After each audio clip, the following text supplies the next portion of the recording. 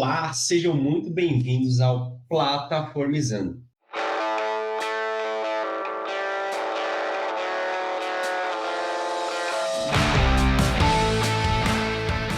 Hoje eu vou trocar uma ideia com o Fernando Wick, e aí eu queria começar pedindo para ele se apresentar. Quem é você? O que você faz? Onde você mora? Conta um pouco para a gente aí, Fernando. Pô, obrigado pelo convite. Já tem muitos anos de mercado.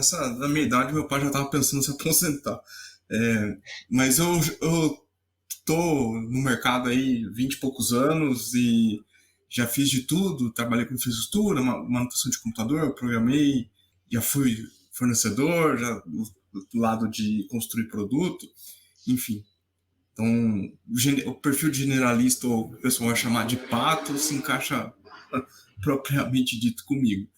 Atualmente eu estou como head de parte das estruturas de plataformas internas de uma fintech. É isso. É muito louco essa coisa da aposentadoria, né? Porque anos atrás, assim, não existia essa ideia, né, da gente trabalhar por tantos anos, né, na indústria, assim, 20, 30 anos trabalhando no Sim. emprego, numa parada, assim. E agora hoje é tipo, às vezes depois de 20, 30 anos trabalhando, a galera tá até mudando de área, né? Ah, agora eu cansei dessa área, agora eu vou fazer outra coisa agora. Não, total, mas ainda acho que eu tenho alguma lenha para queimar aí. Não vou mudar ainda. Tem. Pô, legal. A minha primeira pergunta aqui, eu queria saber como é que você começou a se envolver com esse tema, né? Plataforma Engineering, Developer Experience, toda essa temática maluca aí que hoje a galera tá dando nome para essas coisas, mas quando que você começou a mexer com isso? Acho que desde muito tempo. Primeiro, experiência do desenvolvedor, developer experience, que hoje a gente vai chamar, principalmente que envolve pipeline, isso é um negócio que a gente já fazia há bastante tempo. Eu não, propriamente dito, nunca fui um grande usuário de Jenkins, mas lá atrás a gente já fazia integração contínua e tinha pipelines. Lá atrás eu estou falando aí de uns 10, 15 anos. Mas a gente se importar de falar assim, pô, será que eu tô entrando realmente bom para a pessoa que está usando? De verdade, desde que surgiu, foi cunhado o termo DevOps e tal, então estamos falando aí uns 10 anos para agora. Eu acho que tem uma parte importante que, para mim, plataformas, ela não é necessariamente só infraestrutura, como a gente tem falado hoje, porque no sentido mais literal, quando eu fui CTO de uma startup aí de visão computacional, machine learning, lá tinha que plataformizar, que é criar padrões para fazer que os projetos andassem mais rápido. Então, e não era necessariamente a parte de CI/CD. Tinha que fazer, era a estrutura de CI/CD, de pipeline, não era boa, não que ficou incrível, mas começou a ter padrão, mas a parte de modelo de visão computacional e NLP também precisava ser padronizada para que os projetos fossem acelerados. E aí você tinha contrato com API, automação, etc. Considerando essa parte, já a gente faz isso já há muito tempo. Quem lida com infraestrutura ou quem lida com coisas que outras pessoas vão consumir de tecnologia. Só não tinha nome. A galera começou esse movimento, né, de dar nome e até vender, né, as consultorias agora estão vendendo isso. E qual que você acredita que foram suas dificuldades, né, quando você começou a mexer com isso, assim, tipo, porque uma das coisas que eu, pessoalmente, eu passo muito, assim, eu tenho que pegar, sei lá, a experiência que eu tenho, então, sei lá, pipeline, CI/CD, e aí eu tenho que digerir ela, muitas vezes, para, sei lá, pessoas que não têm, né, a gente fala bastante de carga cognitiva e tal, mas como é que você transforma esse conhecimento, essa sua expertise em coisas que as pessoas conseguem ir lá e falar assim, eu vou conseguir usar isso aqui, não necessariamente através de uma interface, né? Às vezes até uma documentação é suficiente para, acelerar um time aí mais rápido. Tem...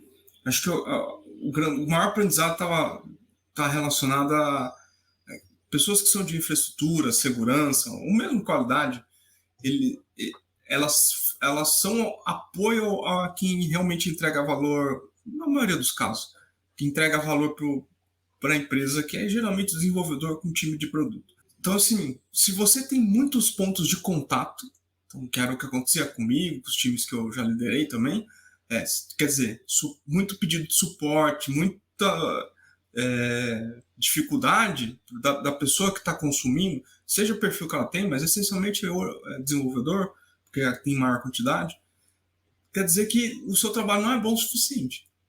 E como eu vim de open source, uma das coisas que o pessoal de open source é bem chato você vai entregar uma funcionalidade, você tem que entregar a documentação junto.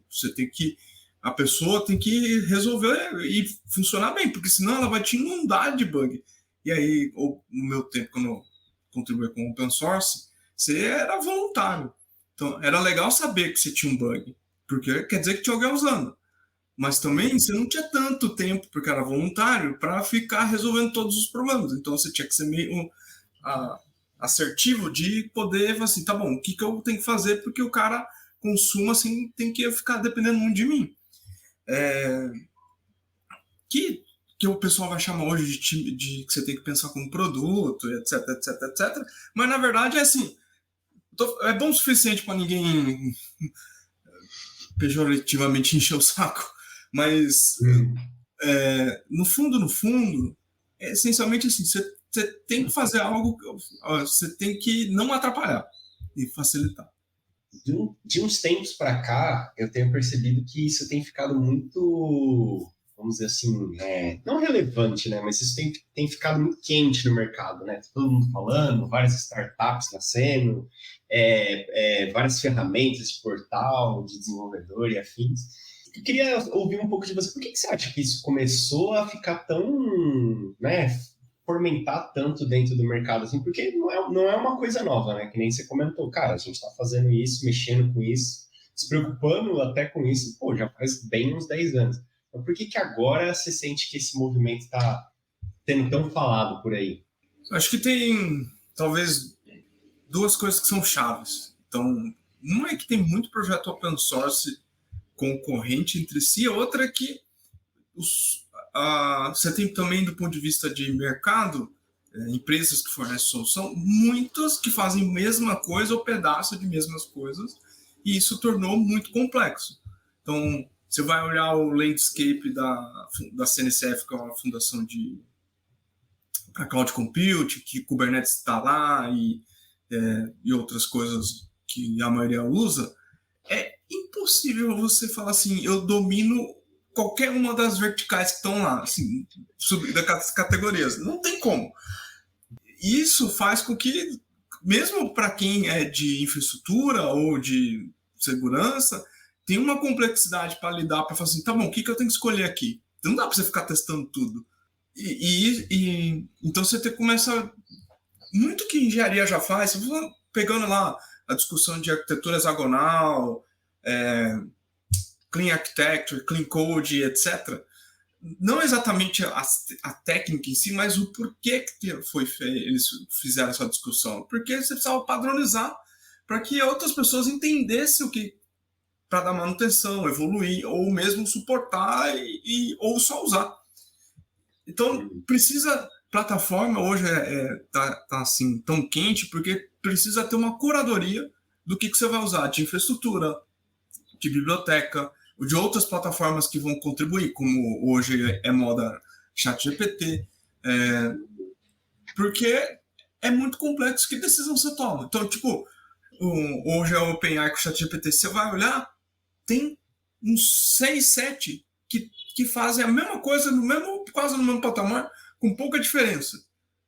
Cara, qual que eu vou usar de verdade, além de só tomar decisão no hype? Porque no hype você vai no que é mais popular.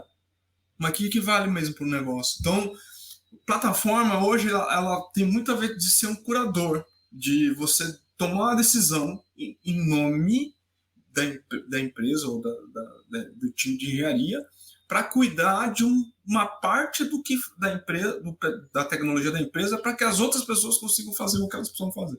Caraca, que doido isso.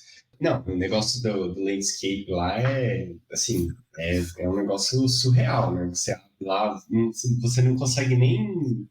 até dando zoom, você tem dificuldade de ver quais são as ferramentas que tem lá, né? Nem tá aqui, mas eu fiquei curioso, assim, como que você olha lá para né, para essas ferramentas, para essas coisas que tem, né, essa gama gigantesca no mercado, como é que você olha para essas ferramentas e avalia ela, né? Uma das minhas dificuldades, principalmente, que eu tenho, pô, cara, dinheiro não é infinito, tempo não é infinito, então não dá para eu sentar lá e avaliar todas as ferramentas ou ler todos os artigos super legais que publicaram a respeito.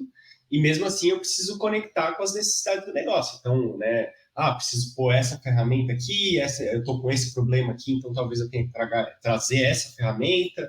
Às vezes tem uma das coisas que eu acho que é muito legal e as pessoas não consideram, que é a própria questão do, isso aqui é open source, é de graça. Não é bem assim, né? Não é que é de graça. Não tem, né? Tem algumas grátis, você vai ter que dar manutenção, você vai ter que dar atualização, você vai ter que, enfim, tem toda uma decisão ali, ela é muito complexa. E como é que você toma essas decisões ou influencia essas decisões ou discute essas decisões na sua carreira para falar, pô, a gente vai... O Kubernetes é o melhor exemplo, eu acho que, né? Hoje todo mundo vai subir um app que não faz nada, um to-do list. Não, vamos pôr no Kubernetes que é escala, tá? Mas peraí, como é que você entra nessas discussões, assim, ou dá conselhos para a galera tomar essa decisão de ferramental? Assim, Cara, acho que isso é uma das decisões mais difíceis. O que eu sempre fiz e recomendo que faça é, antes de botar a mão, desenhe o que você está resolvendo. Porque o que antigamente o pessoal chamava de teste de mesa, na verdade é você desenhar e fazer uma simulação. Pode ser em voz alta, com você mesmo, ou com as pessoas do seu time. Que o Kubernetes é o caso ótimo. Poderia falar de Jenkins também, mas é que eu acho que dá para fazer a parada dos dois. Tipo, você precisa de Kubernetes mesmo? Para tudo? Precisa. Se é uma coisa que é um monolito, é uma startup muito pequena, será que não é só colocar num render.io.com ou algo mais simples para você validar, para você não gastar tanto esforço, porque tem uma tendência da gente já ir no como, né? Do tipo, eu quero testar isso aqui, quero validar isso aqui, então eu vou experimentar novo. Só que isso gera decorrência que você vai estar no mesmo lugar daqui uns meses ou anos para dar manutenção naquilo? Se não, se é só um experimento, talvez tenha que lidar como um experimento mesmo. Então, não põe num negócio que é muito quente. E testar, principalmente o que eu estou desenhando aqui, eu consigo tirar e substituir outra coisa no lugar de forma relativamente fácil. Não que sempre tem que ser fácil, mas relativamente fácil. Geralmente são duas premissas que ajudam a tomar a decisão sobre o que você vai colocar lá. Normalmente, nesse tipo de caso, nesse tipo de decisão arquitetural, você acaba indo pelo que você conhece, ou pelo que o time conhece. E aí você vai colocando o que a gente está chamando de guarda-reio hoje, que pode ser teste de integração, teste de contrato, ou alguma outra coisa relacionada a CI. Então eu posso trocar ali na frente sem perder muitas funcionalidades. Porque aí deixa de ser assim, eu uso o Argo CD ou eu uso o Flux CD, que é o pessoal de infra gosta bastante atualmente. Pô, mas por quê? Não, meu gosto, eu sei mais. Mas qual que resolve o melhor problema? Qual que vai ter a melhor documentação? Então, desenho, um checklist, porque aí você fica numa discussão mais pragmática do que a discussão mais sobre o que eu gosto. Nem sempre você vai usar a tecnologia que você gosta, ou uma linguagem de programação que você gosta, mas é usar aquela que resolve o problema. E isso é o que diferencia a pessoa de um especialista num tipo de marreta, ou que usa qualquer coisa para martelar algo, sabe? Total. Eu acho que a minha maior dificuldade, assim, é a questão o custo invisível das coisas, sabe? Porque, pô, você ir lá, né, abrir o site do fornecedor lá, ver o preço lá, sei lá, e é sempre caro em dólar, né? 19 por usuário, $99 por usuário. Aquele custo ali, ele é um custo, cara, beleza, você consegue calcular, pôr na ponta do lápis aqui, fazer uma planilha lá, o pessoal de FinOps lá faz vários cálculos lá, né? Você consegue ter uma ideia do ROI, só que tem um custo envolvido de implementação, de treinamento, cara, de várias coisas que não tá no site lá, aqueles $99 lá que você vai pagar, é até barato. E isso, acho que você fez Rogério, um ponto que é muito importante, que assim, todo fornecedor é uma plataforma em si. Ele quer que você se acople ao ecossistema dele e vai querer que você permaneça mais tempo lá. Só que você, como responsável por aquele tema dentro da empresa, precisa pensar, que é um pouco que você falou do open source que não é de graça, que é o seguinte, às vezes vale a pena pagar por um cara que oferece por $19 para o usuário uma solução. Só que quando a empresa está crescendo, esse tipo de coisa acaba ele se torna sócio do seu crescimento. Então, se você tem hoje 1.000 pessoas que usam aquela ferramenta, já viu quanto vai custar. Se tem 2.000, a margem vai diminuir pouco. E aí, talvez valha a pena, assim, talvez é melhor eu ter um time aqui que cuide disso ou que implemente uma solução open source ou que faça in-house. Essa conta, times com maior maturidade não quer dizer que é maior senioridade de tempo. Maior maturidade, eles geralmente fazem essa conta ficar mais barata quando cresce muito. E aí você deixa de ser só consumidor, você vira também contribuidor, também criador de tecnologia, além do que a empresa trabalha. E isso vira investimento na empresa, do ponto de vista contábil. Precisa tomar um cuidado que é a conta de chegada. Que é assim, o fornecedor sempre vai me querer mais. Só que, e se eu quiser tomar a decisão de trocar? Porque às vezes a empresa vai falar assim, $19 não dá mais. Tem que trocar. Quem que faz a mesma coisa ou similar, mais barato? Aí você tem que sair correndo para fazer. Enfim, nos últimos 2 anos, eu acho que todas as empresas estão olhando para isso, né? Porque tem escassez de dinheiro para investimento, venture capital, etc. Então, o ponto do ponto de vista de plataforma, é que as coisas têm que ser intercambiáveis. Então, um serviço que você está comprando, sugerindo que compre, você tem que pensar assim, quando eu sair, eu preciso saber como é que eu vou sair sem que o meu usuário tenha muito impacto, que é um desenvolvedor, né? No final das contas, ele vai colocar coisas em cima, ele vai integrar coisas também no que você fez. Ele vai ser impactado, então tem que... E aí começa um ponto que eu aprendi a duras penas. Eu sempre fui um cara de infraestrutura, naturalmente fui de infraestrutura. Eu tinha que começar a entender de engenharia de software, porque você começa a lidar com problemas que o desenvolvedor lida no dia a dia dele. Só que a questão é que você está cuidando de uma fundação. Então, o que você mexe quebra toda a empresa. É só isso. Isso é engraçado porque a minha carreira toda eu sempre fui muito mais desenvolvedor, né? Eu sempre achei interessante infra, mas eu sempre fui muito do desenvolvimento. E aí quando eu comecei a trocar ideia com a SRE, com a galera de infra, assim, cara, a gente parecia que a gente falava 2 línguas completamente diferentes. Eu falava A e os caras falavam B. E eu falava assim, não é possível, a gente não tá conversando a mesma coisa. E era muito por isso, porque, a gente não realmente, ele não entendia de engenharia de software, eu não entendia direito de infraestrutura. E aí cada um estava mais preocupado, mais focado em uma coisa específica, né?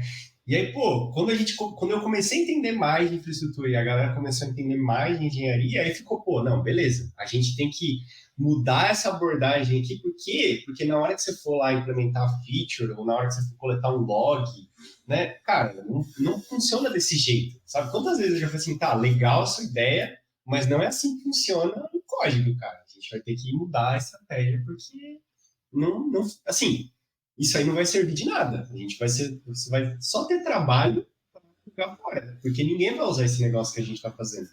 Total. Tem um caso de um lugar que eu trabalhei que foi montar uma estrutura de continuous delivery, pipeline, etc. Só que ela se tornou tão complexa na retaguarda, na sua estrutura no core, que o time que mantinha tinha dificuldade de fazer evolução desse negócio. Que no fundo, se você falar de desenvolvedor, nós estamos falando de fazer... pedindo a benção do kickback, nós estamos falando de refactor. E o cara de infra, ele não, no geral, ele não manja de fazer refactor. Então, mas é um conceito importante, porque você vai trocar uma estrutura que é core da empresa, que se não funciona, a empresa para de entregar coisa nova ou corrigir, só que o cara não sabe fazer. E aí ele tem que aprender sozinho. Então, essa troca, né, que o de DevOps fala, tal, no sentido, na verdade, a troca de conhecimento sobre coisas e conceitos de engenharia que são muito importantes no desenvolvedor, para times de plataforma se tornam vitais, porque senão você fica refém do negócio e evolui muito devagar. Ou pior, você fica estagnado por muito tempo. É isso, eu estava conversando esses tempos atrás com a galera falando sobre interface, estava explicando para ele, assim, cara, aqui a gente só vai definir a interface. Como a gente vai fazer para dentro, né? Se a gente vai fazer na mão, se a gente vai contratar o fornecedor A, B, C, se a gente vai pôr tudo no Kubernetes lá, que os caras gostam de Kubernetes, vai pôr, cara, não é relevante. As pessoas que vão estar usando, eles vão usar a nossa interface, vão seguir o nosso contratinho e acabou. Se não estiver dando certo no Kubernetes que vocês gostam, a gente muda e ninguém vai nem... Assim, vai saber, né? Porque eu acho que é muito difícil você não vazar certos comportamentos, né? Aqueles comportamentos implícitos que você não define na interface e tal, né? Mas, pô, o impacto é mínimo, né? Vai ser um ou outro afetado. Assim, no geral, essa troca é muito simples, né? Muito trivial. Eu desviei da reta aqui, mas eu queria conectar com a outra, que é, pô, a gente tem falado muito dessa coisa de plataforma como produto. Tem que tratar como produto. Como que você acredita que os times eles podem fazer isso, assim, para agir dessa forma? Porque é muito fácil. Você fala assim, tem que tratar como produto. Tá, mas como eu faço isso? Como é que eu trato a minha plataforma como produto e evoluo ela e lido com essa complexidade, dado que eu escuto muito isso, assim, mas a gente não está entregando solução para o cliente final. Tudo bem, mas a gente tem clientes, nem que sejam os clientes internos, né? O time de desenvolvimento, engenharia, às vezes até pessoas de produto estão usando nossa plataforma e tal. Como que você acredita que os times de plataforma podem fazer isso? Eu vou dar partir do que você estava falando aqui e juntar aqui, que é contratos fortes são fundamentais em times de plataforma, no que eles entregam. Porque você permite intercambiar mais fácil as coisas, ou trocar a sua estrutura de retaguarda, back-end, motor, o que for, sem gerar grandes traumas no seu usuário. Então, isso para mim é uma premissa assim, chave, que vai bater em produto no final das contas. Por quê? Vamos pegar o caso da AWS. Onde eu estou hoje, quando eu comecei a fazer essa discussão, eu peguei o caso da AWS e falei assim, a AWS, você pode reclamar que a interface web dele é ruim. Uhum. Mas você consegue provisionar um canal de satélite. Do mesmo jeito que você provisiona o EC2. Uhum. E que também você consegue fazer isso via uma CLI, linha de comando. Que também você consegue fazer via API REST. O que eu quero dizer com isso é que a experiência ou o contrato continua igual, só muda a interface ali, no caso deles. Isso não é um negócio trivial, porque as pessoas não conseguem associar, porque nesses últimos anos a gente pensou muito compartimentado, né? Ainda falando de DevOps, essas coisas, ainda muito compartimentado. Eu faço DevOps, mas eu sou DevOps da pipeline, eu sou SRE de não sei o quê. Não importa a nomenclatura no final das contas. Pensar como produto, você precisa ter alguém de produto. Mas com uma sutileza aí que é um detalhe importante. Essa pessoa de produto ela tem que ter um perfil técnico. Em todo lugar que eu trabalhei nos últimos, 5 anos, mesmo antes do termo ser cunhado com plataforma, a gente tentava trazer pessoas com perfil técnico para produto. Por quê? Dependendo da empresa, do tamanho, não é viável fazer isso. Para mim, tinha um ponto que é importante ter esse perfil, que é ou pessoa nesse papel, né? Às vezes você faz isso com alguém do time. É alguém que está pensando assim, quantos usuários vão usar? Quanto é o custo desse negócio no final das contas? Qual é o critério de sucesso de uso? Porque só entregar a documentação e o release, um read, me mandam lançar no canal lá, Slack, Teams, o que for, é fácil. Vou lá e lancei, mas realmente, qual é o percentual de usuários ativos que estão ali? Você começa a usar a métrica de produto, do time de produto que está lá na sua startup, você começa a usar internamente para os seus usuários. Assim, tá, qual é o nível de satisfação desses caras? Eles estão fazendo inner source. A pessoa no papel de produto, não que tem que ter a função em si, ela começa a trazer, pensar sobre a adoção do que você está construindo como plataforma. E se as pessoas estão fazendo, vai pensar, inclusive UX, numa das conversas aqui onde eu estou, lá no início, quando eu fui falar que precisava de uma pessoa de design, tal, eu falei assim, só que o design aqui não é design de interface web. Eu preciso de design de CLI. Aí eu falei, quê? Como? Design de CLI, porque o cara lá da ponta é desenvolvedor. Então, tipo, ele vai usar a linha de comando. Aí eu volto na explicação da AWS, de como é que faz e tal. Então, UX e UI, ela ainda é todas as discussões de produto, UX, UI, de adoção, experiência, etc, etc, etc, você também tem que aplicar na sua estrutura. A diferença é que se eu sou uma empresa de 100 pessoas, você faz isso de forma mais empírica, você não tem uma pessoa dedicada olhando para isso. Você vai perguntar pro cara lá, assim, tá funcionando? Ele, não tá funcionando, tá muito ruim, não sei o quê. Aí você vai ver o que tá acontecendo.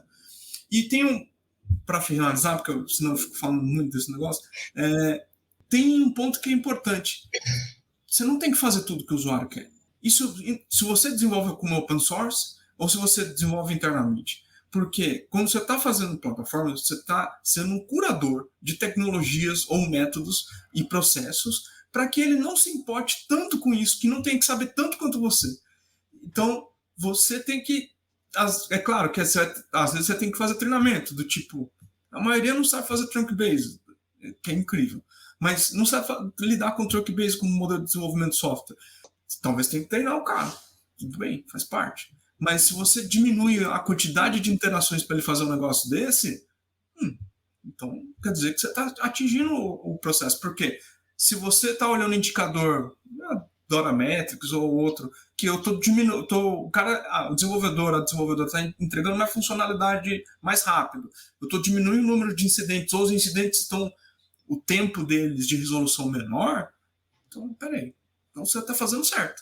Então tem que ter indicadores também que não são diretos sobre o que você está fazendo para ver se o que você está fazendo está gerando impacto. Legal isso. Enfim, eu nem vou começar a falar de métricas, senão a gente não sai daqui. Mas eu queria puxar uma coisa que você falou que eu gostei muito, que é o lance dos contratos fortes. Então, eu gosto muito disso. Só que um dos desafios que eu encontro com uma certa frequência é o seguinte. Desenvolvedor, eu não sei se você sabe, é um povo que tem uma opinião muito forte sobre o jeito certo de fazer, né? Cada um acredita muito que o jeito dele é o único jeito, o melhor do mundo, e se não for daquele jeito, não dá. Como é que você propaga, né, esse caminho ou essa solução para a galera de uma maneira que, cara, o padrão, o caminho, a curva, né, é esse aqui. Então, tipo, a gente está oferecendo...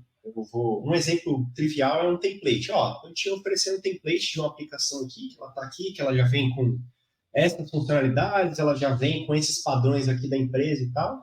E aí, vem o cara e fala assim, não, mas isso aí, eu já ouvi essa frase, eu gostei muito dela, assim, não, isso aí é muito para mim, eu queria um negocinho mais simples. Aí você fica tipo, tá, mas a gente está falando de uma empresa enterprise aqui, não dá para ser um negocinho mais simples, não dá para você subir uma app em produção, que vai ser consumida por milhões de usuários, e ela ser simplesinha, ela tem que ter coisas de segurança, de qualidade, de performance até, tipo, não dá para você, né, colocar uma aplicação ali que qualquer vento derruba em produção. Como é que você, né, na sua experiência, como é que você leva essa coisa para as pessoas desenvolvedoras, para a engenharia, para elas começarem a usar esse caminho que ele pode não ser o melhor, porque eu também entendo que tem várias formas de você, né, realizar um objetivo, mas, ele é um caminho ali que a gente entendeu que, por o nosso cenário aqui, ele entrega, né, um custo-benefício excepcional. Né? E aí, um outro exemplo que eu dou muito sempre, que é uma das pessoas vem falar comigo, eu falo assim, é para usar Rails ou é para usar Ruby ou Go? Eu falei, cara, usa Ruby. Se chegar no ponto que você precisa de Go, você vai saber. Fica tranquilo que o seu coração vai falar nesse momento. Mas no resto, usa Ruby, usa Rails e vai dar certo, né? E funciona. Mas tem todo esse quase convencimento, né? Para as pessoas. Assim, como é que você, na sua experiência, você leva isso? Acho que tem duas formas de lidar com isso, né? Que o seu gestor, a empresa, ela vai cobrar pelo que você está entregando e o que você tem que dar manutenção. Se eu, desenvolvedor, eu estou querendo fazer um jeito diferente, então eu tenho que assumir a responsabilidade se eu vou fazer mais simples e pagar o ônus disso. Que, no geral, a gente não olha assim, porque por uma premissa talvez equivocada ali há pouco tempo atrás, que é assim, não, cara, eu faço do jeito que eu faço melhor e entrego melhor. Só que é aquilo que você falou, você está dentro de uma complexidade que é uma organização. Quanto maior, mais complexo. Se você não padroniza o que você vai executar e tem alguma flexibilidade na padronização, porque tem exceção, claro, você não atende o regulatório. Principalmente o mercado financeiro, o mercado da saúde é pior ainda. O grande ponto tá bom, depende da cultura da organização também, né? Mas na maioria que eu trabalhei é assim, beleza. Você vai cuidar de gerar os relatórios de auditoria, você vai cuidar das questões de segurança do que você está querendo fazer mais simples, você vai cuidar do custo de cloud do que você está fazendo, beleza. Se a empresa vai pagar tudo isso, tranquilo. Só que você vai se responder. Quando chegar a auditoria e falar assim, por quê? Você responde por isso. A gente, quando eu fiz alguns... Eu não, né? A equipe comigo aqui, a gente fez alguns benchmarks antes de começar a executar nesse último trabalho que eu tô. Então a gente foi falar com as Big Techs, inclusive. Essa discussão, pelo que a gente conversou, acontece com eles também. O ponto principal se você fizer isso, seguir esse fluxo, ele pode ser ruim agora, tem mais passos, mas a médio e longo prazo você vai ter menos problemas. Então, agora você também tem que trazer o cara pro seu lado, que é assim, o que tá ruim ou até onde eu consigo conversar contigo e chegar, talvez não agora, mas colocar no meu backlog para te atender ali e diminuir o número de coisas. Porque eles têm razão em um ponto. Quando fala de plataforma, no início, você piora a experiência. Você não melhora, você piora. Porque você tem mais passos para fazer. O cara, em vez de fazer 2 passos para fazer deploy em produção, ele leva mais 6 passos, 10 passos. Porque você está implementando um processo novo. E aí eu falei assim, pô, cara, tá muito ruim, tá complexo, não sei o que. Aí você vai entendendo junto com eles o que você precisa melhorar, e aí você vai diminuindo para ficar 2 passos de novo. Sempre vai acontecer. É engraçado você falar isso, porque é muito comum isso, né? Essa coisa de, pô, peraí, a gente tem que... Eu acho que recentemente eu tenho começado a estudar mais sobre segurança, né? E, cara, antes de você saber um pouco mais de segurança, entender um pouco mais de segurança em desenvolvimento, tudo. E eu lembro de mim no passado falando isso até pra galera que falava isso, pô, tudo em sec é muito difícil. Eu falei, pô, pra que isso, cara? Os caras ficam inventando modo, não sei o quê. E o SAST, né, várias siglas lá, o VAST, o BAST, lá, pra que esses negócios e tal? E aí você começa a estudar um pouco, você diz, pô, rapaz, não é que os caras lá estavam me salvando de umas furadas que eu nem sabia que, né, o próprio exposição lá do Log4j que deu lá, quanta gente mal dormia de noite lá por causa daquele negócio lá. E aí, quando você não tem noção, pô, tudo parece que, né, parece que os caras estão enchendo o saco. Eu sei porque eu falo, pô, os caras enchem o saco de novo isso aí. Segurança para mim, é um dos pontos mais importantes em time de plataforma. Porque hoje a nossa stack, não tem a ver com a empresa que eu trabalho. Aqui você trabalha, a pessoa que vai ouvir, assistir, enfim, 70% dela é open source. Os dados da Fidelity. 70% é open source. E se você mismatch de configuração de cloud, é sempre top 3 do top 10 da OWSP. Então, se não tem gente que está olhando para esse tipo de coisa, para colocar guardrail, para você não ter uma lib vulnerável ou não deixar um bucket S3 aberto para qualquer um, você não vai dar conta de olhar tudo isso. É inviável, porque você tem que entregar valor. Então, é desafiador. E acho que todo mundo hoje tem que pensar. A gente está falando de plataforma, mas no fundo a gente está falando de padronização com flexibilidade para alavancar o negócio. Isso é real. Isso.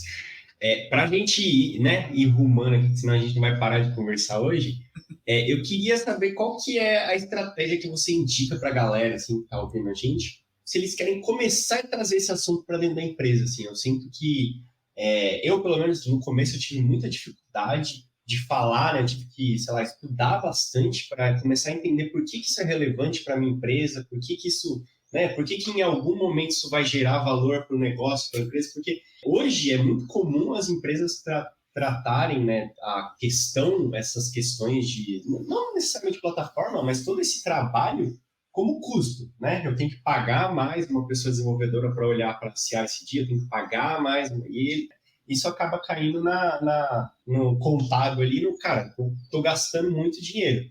Quando em algumas empresas tem uma perspectiva diferente, que é, isso aqui está gerando valor para mim, então é quase como se fosse um multiplicador, né? Não é tão fácil assim, né? Queria que fosse. Você põe 10 e tira 100, né? Mas como é que eu tô lá na minha empresa aqui, tô ouvindo o podcast, falei, eu quero levar isso assim, o que você indica para a pessoa entender um pouco melhor, estudar, enfim, o que você acha que é um bom caminho? Cara, acho que primeiro tem que entender como é que a empresa funciona. E às vezes falar a palavra plataforma, como no passado era falar DevOps, é colocar freio em uma implementação. Então, dependendo da cultura da organização, é melhor não falar. Não fala, só pratica. Vai lá e começa a implementar. E aí acho que tem um ponto que é importante no que você trouxe, que é quando precisa justificar, normalmente a gente está falando que precisa colocar como capital imobilizado, CAPEX. CI/CD, não os scripts, a programação que você coloca ali, a configuração de YAML, ele pode fazer parte do CAPEX no contábil. Então, isso acaba fazendo sentido para o pessoal, também dando para justificar por que você tem que lidar com isso. Porque isso ajuda no balanço da empresa. Mas aí você entra num negócio que foge muito do técnico. Só que para desbloquear a empresa, você tem que fazer, porque senão não funciona. Então, dependendo da empresa, principalmente para uma empresa mais conservadora, é um bom jeito de começar. Você vai assim, não, isso aqui é parte de... Isso aqui vai virar CAPEX, não sei quantas horas. Aí o contábil você sabe lidar com isso. Mas o que eu sugiro é que, assim, esquece o termo e concentra em definir os padrões e o quanto você consegue mover rápido na evolução desses padrões. Que toda a estrutura que agora que tem a literatura vai confundir, mas o que eu sugiro sempre é olhar o livro do Kent Beck de Refactor, que ele é difícil de tragar, porque para quem é de infraestrutura, mas ele ajuda bastante a entender, tipo, eu vou precisar trocar esse componente, ou essa parte da arquitetura, como é que eu vou abordar? Que técnica que eu vou usar? Então, ajuda bastante. E aí, cada lugar vai ser um lugar que vai fazer isso diferente. Mas a CNCF liberou recentemente um modelo de maturidade que não é um modelo de maturidade no sentido assim, eu vou ir lá e eu vou estar no quadrante tal no modelo de maturidade. Mas é um guia para dizer, cara, você tem com essas implementações técnicas implementadas aqui, talvez a melhor prática é essa. Acho que é um bom material para começar, mas acho que os desenvolvedores, as pessoas de infra têm que estar mais próximas das técnicas que os desenvolvedores usam, ou que deveriam estar usando, que vai ver que de fundo o que você está querendo implementar vai fazer mais rápido. Porque padronizar Kubernetes não é tão difícil, porque não é todo mundo que vai manjar de Kubernetes o suficiente, então por WO você acaba padronizando, porque você é o único que vai mexer nesse negócio. pela complexidade que está ali.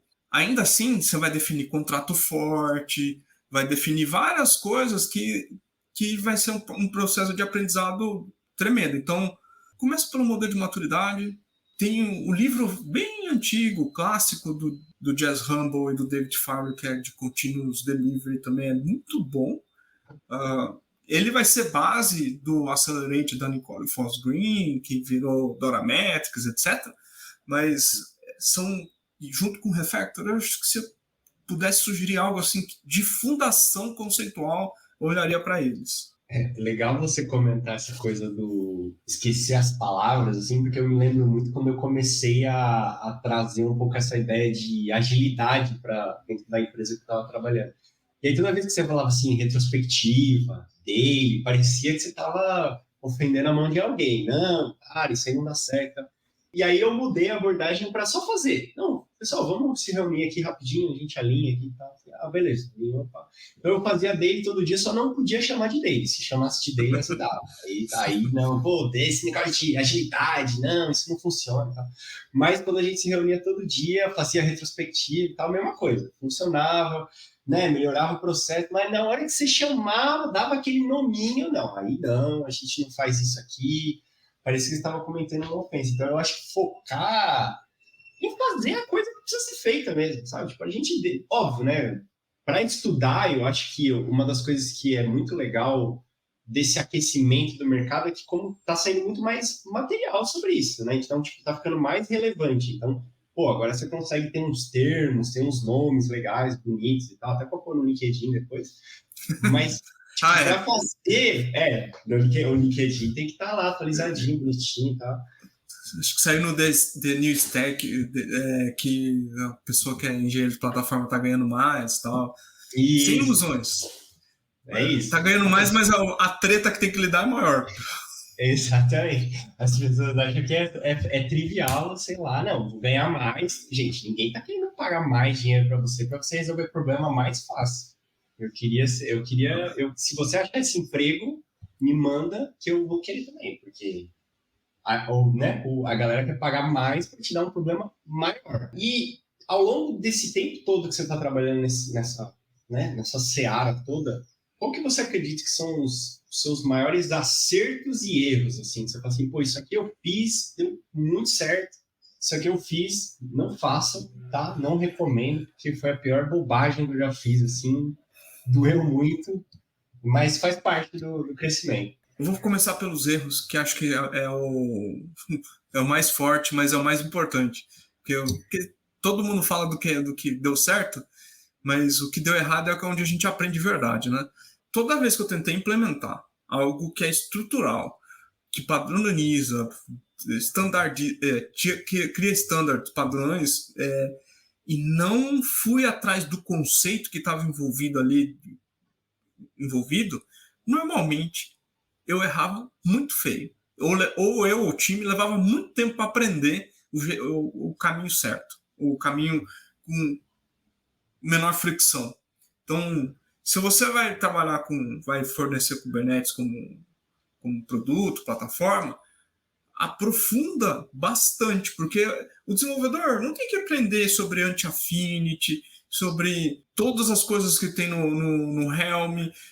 Ele não tem que lidar com essa complexidade. Você tem que tornar ela fácil o suficiente, porque Kubernetes é difícil pra caramba, cara. Quando você não fazer o básico, quando você vai mergulhar nele.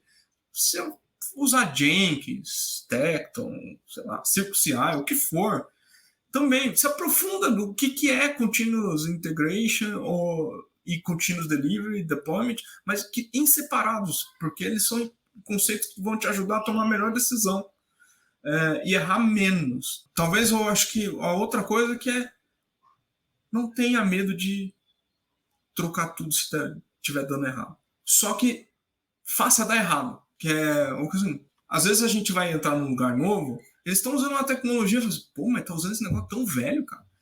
Mas será que esgotou o suficiente para você dizer assim, tá na hora de trocar? Porque às vezes não, às vezes é só o mau uso. Porque é igual, não teve RIA de back-end aí nesse ano, uma das coisas mais legais foi ver a galera, né, defendendo a tecnologia e tal, e aí acho que o Fábio Akita, ele até publicou falou assim, cara, eu peguei os códigos aqui para tentar chegar todos eles no limite. Das N linguagens, quase todas elas chegaram no mesmo patamar. Eu não lembro mais quantos de transações era, mas quase todas chegaram no mesmo patamar com linguagens totalmente diferentes. E com frameworks, alguns bem esquisitos. Então, assim, no fundo, o que você usa de tecnologia não é o problema. O problema não é a tecnologia, o problema é o conceito que está envolvido ali, que geralmente você está aplicando ele mal. Então, sim, é uma lição aprendida que foi dolorido. Às vezes você leva mais tempo para fazer do que às vezes até que a empresa está precisando. Isso é desafiador, mas é melhor fazer certo ou fazer com convicção, com propriedade, do que você experimentando e trocando ali a toda hora só na tentativa e erro, sabe? Isso custou muito caro. Para a empresa, para mim, para as pessoas. Tipo, um desastre. A outra, as outras duas coisas métrica. Parece trivial, mas métrica ajuda a saber se você está indo para o caminho errado. Às vezes você vai errar na métrica. A métrica vai ser imprecisa. As métricas vão ser imprecisas. Não importa. Mas pelo menos você tem alguma para dizer se você está indo para um lugar certo ou não. Então, vale a pena aprender a lidar com isso. Não precisa ser cientista de dados, colocar um leite, nem esse propósito. Mas tem um número simples que diz, tá acertando ou estou errando. E, por fim, documenta a experiência. A galera usa Notion, usa papel de pão, não importa. Porque tem um aprendizado ali que é ímpar. Seu, do time, das pessoas que estão envolvidas, dos outros, que é... Puta, quais são as lições que a gente teve aí, dos erros que a gente teve de construir uma plataforma dessa? Acredite, você vai aprender muito, muito na revisão, porque você fala assim, puta, podia ter feito diferente isso, podia ter feito diferente aquilo, podia ter estressado um pouco mais a tal ponto, ou ter desistido antes. E você tem história para contar. É muito louco você comentar essa parada da documentação, porque, enfim, eu sou muito defensor da documentação, né?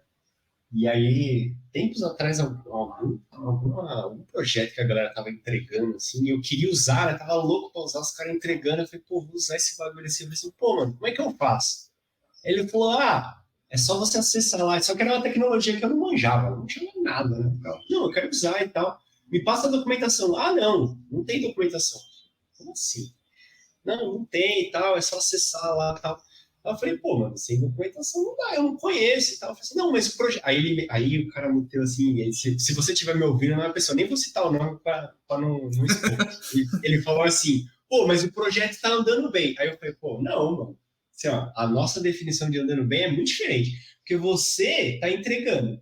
Mas eu, que sou usuário, eu não consigo usar, eu não tenho como usar. Eu não sei como acessar, eu não sei como configurar, eu não sei como pôr no meu projeto. Consigo usar. Então, tipo, se entregou, não serve de nada pra mim. Eu vou provavelmente fazer do jeito que eu fazia antes, que não é o melhor, não é o mais seguro, mas funciona, porque eu não sei, até você dar, né? Até alguém aparecer aqui e fazer pra mim, provavelmente. E isso, para mim, são duas documentações. Uma é a documentação do que você está entregando, que a pessoa vai consumir, a outra é uma que você tem que manter para você, que é sobre o que você está aprendendo. Então, do tipo, um pouco que você perguntou aqui, eu tenho uma documentação que tem lá, assim, o que eu implementei historicamente nos lugares, ou o que eu participei de projetos, e o que deu errado, o que deu certo, porque aí você pode levar isso do ponto de vista, assim, se eu for para outro emprego, eu tenho uma história para contar, principalmente dependendo do tipo de entrevista, ele vai perguntar sobre design system, ele vai perguntar sobre coisas que você fez que deu errado, vai perguntar como é que sua interação com o time. Então você tem uma memória para dizer o que fez. E times de plataforma lidam com uma complexidade que vale a pena documentar o processo, não no processo que o desenvolvedor vai consumir, mas no processo de aprendizado das pessoas ali, assim, uma review. Pode usar review, pode usar retrô, pode usar o que você quiser. mas vale a pena ter uma própria, assim, para mim foi muito importante. Uma própria, dizendo assim, eu errei em tal coisa, eu deixei de fazer tal coisa, eu podia ser menos usado técnica tal. E por quê?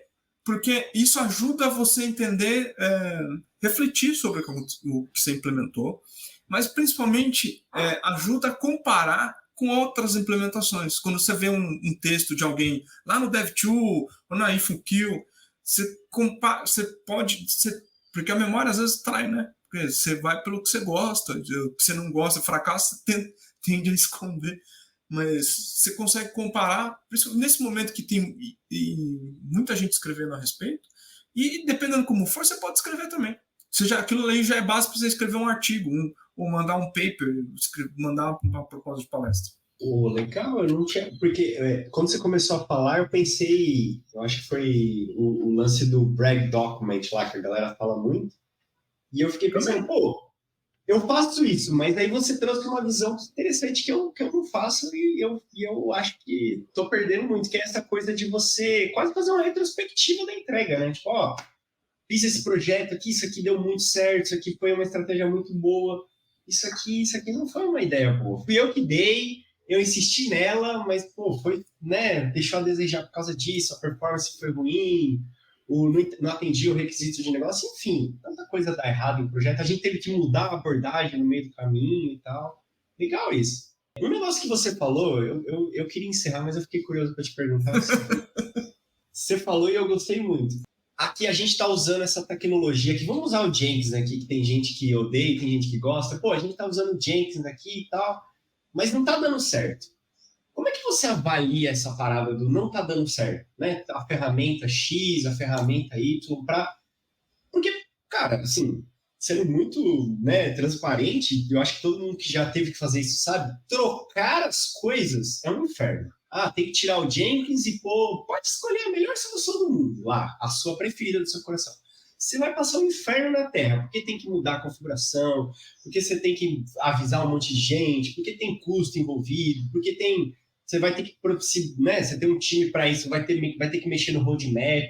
Se você não tem um time para isso, vai ser pior ainda, porque você tem que espalhar isso em lugares da companhia. Então, trocar as coisas, né, mesmo quando você prepara bem o terreno, dói, né? E aí, como é que você avalia isso? Isso está dando certo? Ou, a gente está usando a ferramenta errado? Como que você faz essa análise para falar, não dá mais para usar esse Jenkins aqui, a gente precisa pôr agora a ferramenta Y, que é a melhor do mundo, até você começar a usar. Eu vou fazer uma corruptela aqui sobre débito técnico. Se você vai tomar a decisão de sair antes de estressar o suficiente, que estressar qual que é o problema de verdade? É eu que não domino o conceito e a ferramenta? Porque pode ser, eu tenho boa definição conceitual, mas eu não manjo da ferramenta. Isso aí provavelmente você vai conseguir arrumar a ferramenta. Eu não manjo do conceitual e não manjo da ferramenta. Putz, ferrou. Para migrar vai ser pior, porque você entende só da outra ferramenta, você não entende dessa aqui existente, que é o caso do Jenkins, e aí você tem que aprender para sair. Se você vai forçar, seja 10 ou 1000 desenvolvedores a sair de um negócio que entrega valor, pode ser horrível, mas está entregando valor, será que é a melhor decisão mesmo? Não vale a pena você começar a plataformizar ele, tirar a dívida técnica, criar um contrato forte para trocar. Aí você fazer a virada de chave, ou subir uns projetos novos, mais ou menos com o mesmo tipo de sintaxe que está lá no Jenkins File, em Gray, não tem que ser exatamente igual, para que a migração lá na frente seja menor dor, porque parte do papel dos times de plataforma é não deixar que esse tipo de dívida técnica, débito técnico, apareça. Porque se ele aparece, significa que você tem que parar todo mundo para fazer um processo de migração. Você vai aumentando o tamanho a empresa vai crescendo muito, você vai ter que fazer isso não só com Jenkins, com a ferramenta de segurança, com não sei o que do Kubernetes, com não sei o que de provedor de cloud. Quando você vê, o time de produto, 50% do tempo está migrando coisas que não é produto, é coisas gerais da empresa. E aí que valor mesmo que você está de como plataforma está entregando? Muito baixo. Então, não pode virar, não pode deixar o débito técnico tomar conta. E assim, tem um histórico porque ele existe. Não estou dizendo que não tem, e faz parte. Faz parte. Agora, o papel de time de plataforma é não permitir que ele cresça e ele tenha uma estratégia para diminuir. Caraca, não, total, faz sentido. Eu até me recordo que pessoalmente eu tenho ódio mortal de planilha, né? Me lembro dos caras lá. Preenche, pessoal, a gente tá fazendo tal coisa, preenche essa planilha aqui. Eu falei, nossa, eu quero morrer. E aí, dezembro, né? Novembro, dezembro, assim, é historicamente os meses do, pô, vamos fechar o ano matando isso aqui. E aí vem 6, 7 planilhas diferentes para você preencher. E eu quero morrer com isso. E faz muito sentido, né? Porque, pô, migrar do Jenkins pro Circle CIs, pro GitHub X, sei lá, qualquer coisa que, cara, na prática não tem valor nenhum, né? O CEO, o cliente final, não tinha valor disso, né? Beleza, tem seus benefícios, é que nem manutenabilidade. Eu falo pra galera, seguinte, cliente não olha para código. Se você vai fazer com if, else ou 80 linhas, tanto faz. Mas, né, a gente sabe que para dentro de casa isso tem um preço. Para a gente fechar, senão a gente não vai sair daqui mais, mas tá muito bom o papo. Eu vou até ver se a gente marca outro para conversar aqui, que eu até anotei uns negócios aqui para a gente trocar ideia depois. Cara, eu queria saber se você tem alguma indicação para deixar para a galera que está escutando a gente, pode ser filme, livro, série, enfim. Fica à vontade de falar o que você quiser aí, né, para a galera escutar aí em casa. Tô lendo um negócio bem exótico. Snoopy maneiro. É um quadrinho antigo do Charles Schulz, que é o Snoopy, não, que a maioria conhece como desenho, mas eu tô lendo as tiras. Legal. Nossa, muito bom, curti. Fernando, te agradecer imensamente pelo papo. Foi difícil a gente conseguir bater esse papo aqui, porque a agenda. Cara, Culpa minha. Não foi só, não. Acho que foi uma internet só caiu, aí a outra eu tive que desmarcar, aí, enfim, final de ano, aí junta. Eu ainda tem mais duas que eu tô tentando remarcar, ainda que era pra ter marcado. Um caos, assim. Marcar a agenda dentro de empresa, né, com os seus colegas já é difícil. Para fora, então, é 100 vezes mais difícil. Mas, pô, muito obrigado pelo papo, foi muito legal. Eu acho que eu até tirei uns insights bem legais aqui. Depois eu vou até escutar com mais calma, né? Porque às vezes você está aqui trocando ideia, assim, e é difícil você assimilar umas coisas legais que você falou, assim, então eu vou escutar depois. E aí eu vou ver se a gente marca outro, porque eu fiquei com vontade de perguntar mais coisas, falar mais coisas. A gente marca um outro dia para a gente conversar mais, então. Não, combinado, fechou.